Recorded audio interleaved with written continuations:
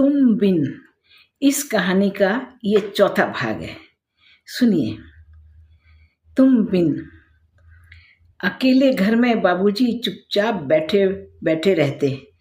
2 दिन में रोते रोते माने आंसू भी कम हो गए। ना किसी से बातचीत, ना कोई काम, ना पत्नी की कोई खबर, ना बेटे की। प्रताप ने मामा को बुलाया। उन्होंने समझाया, भैया तुम्हारा दुख मैंने भी भोगा है। जवान बेटे का गुजर जाना क्या कयामत होती है, ये तुम भी समझते हो और मैं भी। पर जाने वाला तुम्हारी गोदी में भी तो एक रतन दे गया, और मुझे भी। पोतों का चेहरा देख देख कर हम जिंदा रहेंगे। धीरे से पास आकर अंजन जी ने समझाया, बहुत कुछ आपने अपने जीवन में किया है, पर असली काम बाकी है। अभी बड़ी बड़ी उलझनें और समस्याएं आने वाली हैं। उसके लिए अपने आप को मजबूत करो।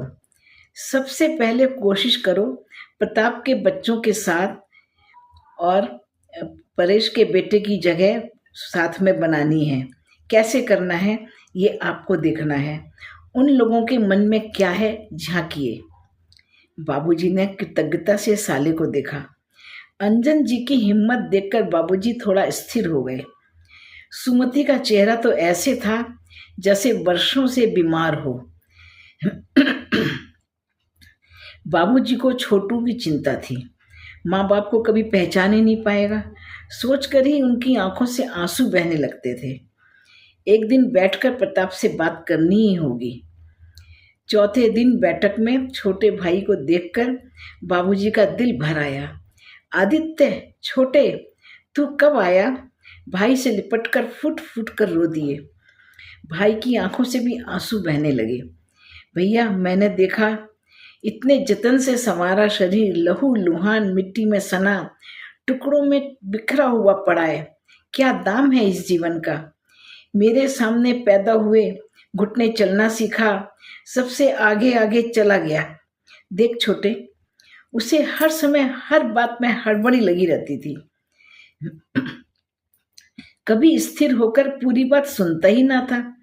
और मैं तो हवा में उड़ता था। सोचता था सारी दुनिया मेरे पैरों के नीचे है। पर ऊपर वाले ने ऐसी लाठी घुमाई, फिर एक झटके में सब कुछ खत्म हो गया। तेरे साथ कितना अन्याय किया मैंने। सौम्य ने आकर टोक दिया। पापा आप बस करिए, बस चुप। ताऊ जी को कितना रुलाएंगे, खुद भी रोएंगे। देखिए तो चेहरा कैसा पीला पड़ गया है। सौम्य ने हाथ पकड़कर ताऊ जी को नीचे बैठा दिया और अपने हाथ से पानी पिलाने लगा। बाबूजी ने भरी भरी आंखों से उसे निहारा। छोटे, तेरा बेटा कितना बड़ा और कितना समझदार हो गया है। इसे मेरी उम्र लग जाए। तुझ जैसे हीरे को मैंने पहचाना नहीं। इसी की सजा भगवान ने मुझे दी है। भैया प्लीज यह सब बातें मत करिए, फिर ऐसा ना कहना। नहीं कहूँगा, पर तू आते रहना। फिर आने का वादा कर। दोनों उठ गए, पर बाबूजी ने हाथ पकड़ लिया।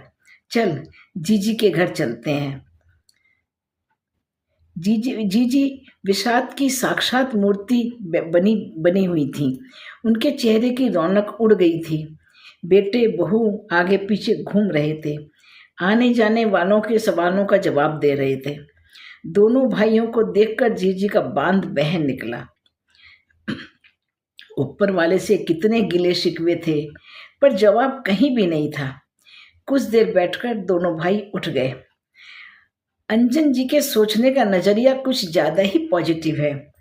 ऐसा नहीं होता तो रीता जैसी लड़की को अपने घर लाकर धीरे धीरे अपने ही खान पान, रहन सहन, यहाँ तक कि पहनावे में भी डालना आसान नहीं था। पर कमाल यह है कि उन्होंने या उनके परिवार के किसी सदस्य ने ना कभी टोका, ना सिखाया कि ऐसे चलो, ऐसे बैठो।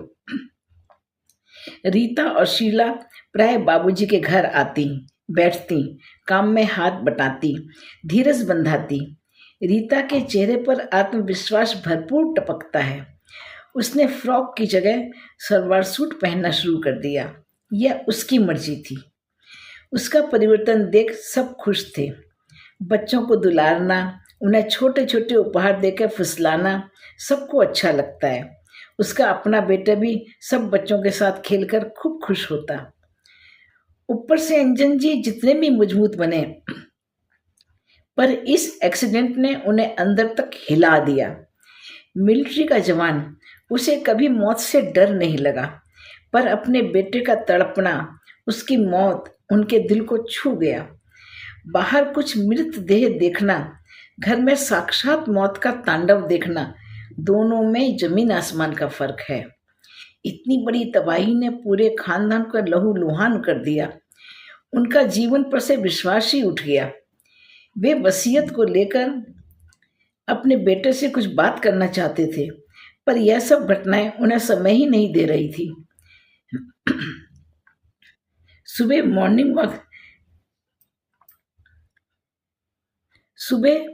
मॉर्निंग वॉक से निकलकर अंजन जी श्रीकांत के घर के सामने से गुजरते थे। आज उनके घर के पास ठिठक कर एक बार सोचा कि लौट जाएं, फिर जाने क्या सोचकर दरवाजे के अंदर आ गए। अंदर से श्रीकांत के फुट फुट कर रोने की आवाज आ रही थी। प्लास्टर तो उनका खुल गया था, पर वह रेस्ट पर थे। अंजन ने पास बैठकर पीठ पर हाथ फेरा। क्या बात है भैया, कोई बात हो गई क्या? चौंक कर श्रीकांत ने आंसू पोंछकर कहा, कुछ नहीं भैया, अकेले समय नहीं कटता। भाई साहब, अपने आप को तो संभालना पड़ेगा ही। अचानक प्रसंग बदलकर श्रीकांत बोले, भैया थोड़ा सा पानी पिला देंगे? हाँ हाँ श्योर, कहाँ मिलेगा पानी? बस भैया सीढ़ी से जरा ऊपर चढ़ जाओ, रसोई घर सामने ही है, बाहर ही फिल्टर लगा है, वहीं से गिलास भर लेना।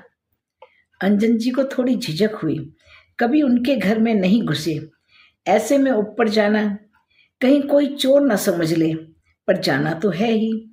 धीरे धीरे दबे पांव ऊपर चढ़ गए। जग में पानी भरा, चारों ओर नजर दौड़ाई, बीच में हॉल और 2-3 कमरे, पर सब बंद। सुबह के 7 बज रहे हैं, पर कोई जागरण का चिन्ह नहीं। जग में पानी भरा और 2 गिलास उन्होंने उठा लिए। घूमकर आ रहे थे तो देखा टेबल पर बिस्किट का पैकेट पड़ा है, उसे भी उठा लिया और नीचे आ गए। पानी के 2 घूंट पीते ही श्रीकांत की छाती में मरोड़ सा उठ गया। सीना सहलाने के साथ साथ खांसने लगे। अंजन जी ने पानी पानी के गिलास के साथ 2 बिस्कुट खाने को दिए। खाने का तरीका देखकर उन्होंने और 2 बिस्कुट दिए। पानी पीकर श्रीकांत ने अंजन जी ने सहज भाव से पूछा, भैया रात खाना नहीं खाया था क्या? खाना कौन खिलाएगा? खिलाने वाली तो चली गई। पता नहीं भगवान ने मेरा साथ ऐसा अन्याय क्यों किया, सिर्फ हाथ पैर तोड़कर छोड़ दिया। कोई बड़ा पाप किया था मैंने, नहीं तो ऐसे अकेले रह जाता क्या? और पता नहीं मेरी किस्मत में क्या क्या है। आंखों में आंसू भर के बोले श्रीकांत। किसी का दुख कुरेदना ठीक नहीं, सोचकर समझाने लगे, भैया जो चला गया वह तो वापस आने वाला नहीं, पर भूखे प्यासे रहकर अपनी आत्मा को कष्ट देकर क्या फायदा। श्रीकांत की आंखों से आंसुओं की धार जारी थी। धीरे से बोले, भैया मरने वाले को तो लोग फिर भी याद करते हैं, पर जिंदा आदमी की भूख प्यास कम ही लोगों को याद रहती है। अंदर तक हिल गए अंजन, ऐसे भी बेटे होते हैं क्या? तभी सीढ़ी पर आहट हुई। अनजाने में ही खाली बिस्किट का पैकेट उठाकर उन्होंने अपनी जेब में डाल लिया। आने वाला श्रीकांत का बेटा ही था। अरे अंकल, आप इतनी सुबह? पापा ने बुलाया था क्या? अरे पागल, मैं तो रोज मॉर्निंग वॉक इसी रास्ते से जाता हूँ। आज दिल किया कि सबसे भेंट कर ले। कहो बाल बच्चे कैसे हैं? काम धंधा कैसा चल रहा है? सब ठीक है ना? अंकल, बस माँ बिना घर सूना सूना लगता है। सवालिया नजरों से बेटा पानी का जग और गिलास देख रहा था। अंजन जी की तेज नजरों से कुछ न छुपा था। सो तो है ही बेटा, माँ की जगह और कौन ले सकता है। हाँ, बड़ी प्यास लगी थी, सो श्रीकांत जी से पूछकर पानी ले आया। अच्छा, फिर मिलेंगे। थोड़ी दूर जाकर अंजन जी ने पॉकेट से बिस्कुट का खाली रैपर निकालकर फेंक दिया। मन पूरा वितृष्णा से भर गया। ऐसा ना वे सोच सकते, ना ही किसी से कह सकते थे। ईश्वर ही मालिक है श्रीकांत जी का। अंजन जी अपने आप में सहज नहीं हो पा रहे थे। 3-4 दिन बाद फिर मॉर्निंग वॉक के दौरान इस घर में पहुंच गए। श्रीकांत दरवाजा खोलकर चुपचाप बिस्तर पर बैठा था। आहट सुनकर ही आवाज दी, आप आ गए भाई साहब? कितने दिन लगा दिए, मैं रोज ही आपकी राह देखता हूँ। हाँ भैया, आपकी याद ही तो मुझे खींच लाई। आप सबकी मेहरबानी है जो मेरा इतना ख्याल रखते हैं। वह जो मेरे घर की लक्ष्मी थी चली गई। घर की, मन की सब सुख शांति सब साथ ले गई। भैया, इतना दुख करते रहेंगे तो जिएंगे कैसे? जीना कौन चाहता है भाई? किसी तरह दिन काटने हैं। पता नहीं था अकेले जीना इतना दुखदाई होता है। श्रीकांत जी, दुनिया तो जीने मरने का ही नाम है। ये एक्सीडेंट ना भी होता तो भी एक दिन दोनों को जाना था, वह भी आगे पीछे। अपने आसपास झांक कर देखिए, कितने लोग वियोग का दुख झेल रहे हैं। थोड़ा सा काम धाम में ज्यादा मन लगाकर मन बहलाने की कोशिश करिए। लंबी सांस खींचकर श्रीकांत बोले, ठीक ही कहते हैं आप। मेरा तो रेडीमेड कपड़ों की दुकान है। 11 बजे दुकान पर चला जाता हूँ, उसके बाद समय का पता नहीं लगता। दोपहर को टिफिन वहीं आ जाता है। 7 बजे घर आकर बस फिर दिल नहीं लगता। फिर आपसे क्या छुपाना, स्वयं देखा है आपने। आदमी तो समय पर या कुछ लेट ही सही, चाय पानी समय पर चाहिए, खाना भी चाहिए। अब समय तो किसी चीज का रहा नहीं, जो है वह भी जैसा तैसा। श्रीकांत जी का गला भराया। अंजन जी को मालूम है उनका बेटा जल्दी ही नीचे आने वाला है, ऊपर आहट मिलती है, सो धीरे से समझाने लगे, देखो भैया, हर बीमारी का इलाज होता है। आपको भी अपने आप को संभालना पड़ेगा। दुकान में बैठते हैं, गद्दी ना छोड़िएगा। कुछ बाहर से भी मंगा कर खा सकते हैं। अब वह चुप हो गए। सोम के आने की आहट सीढ़ी पर थी। जरा अंकल पापा को समझाइए ना, रात को सोते सोते उठकर दरवाजा खोलकर बाहर निकल जाते हैं। कभी अलमारी के पीछे, कभी पलंग के नीचे कुछ ढूंढने लगते हैं। यही हाल रहा तो कुछ दिन में पागल हो जाएंगे। श्रीकांत, मैं ये क्या सुन रहा हूँ? यह सब क्या अच्छी बात है? भैया, मैं क्या करूँ? सोते सोते मुझे लगता है सावित्री मुझे बुला रही है, कभी लगता है लुका छुपी खेल रही है। मैं पागल हो जाता हूँ। फिर से श्रीकांत रोने लगे। ठीक है, आप शांत हो जाइए, लीजिए पानी पीजिए, हम इसका भी इलाज खोज लेंगे। अंजन जी सोम का हाथ पकड़कर उसे बाहर ले गए। देखो बेटा, एक लड़के का इंतजाम करो जो रात को उनके पास सोए, रात शाम को थोड़ा पार्क में घुमाने ले जाए। कुछ लोगों से मिलने जुलने बैठने से वे ठीक हो जाएंगे। इन्होंने अपने आप को एक दायरे में बंद कर लिया है, बस ठीक यही बात है। अच्छा ठीक है अंकल, मैं कोशिश करता हूँ। पता नहीं कोशिश कितनी सक्रिय होगी। तुम बिन का ये 4था भाग समाप्त। आइए आगे सुनते हैं इस 5वें और अंतिम अध्याय में अंजन जी कैसे सबका दुख बांटते हुए पूरे परिवार को एक साथ जोड़ते हैं।